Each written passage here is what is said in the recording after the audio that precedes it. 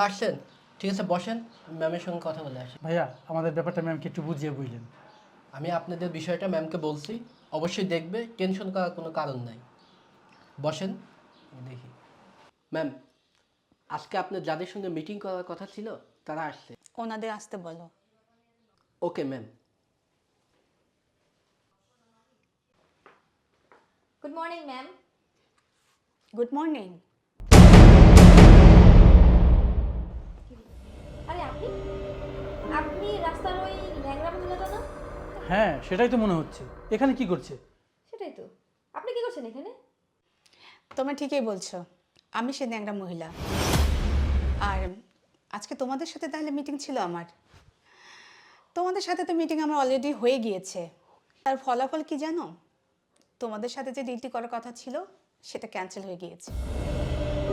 Cancel? Ma'am please ma'am এটা করবেন না। ম্যাম আসলে সকালের বিষয়টির জন্য আমরা সরি, আমরা আসলে বুঝতে পারিনি, আপনাকে চিনতে পারিনি ম্যাম। ম্যাম প্লিজ আমাদের এই ডিলটি ক্যান্সেল করবেন না।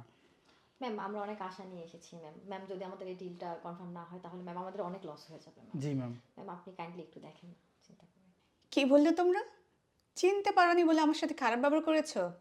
তার মানে তোমরা কোনো অচেনা লোক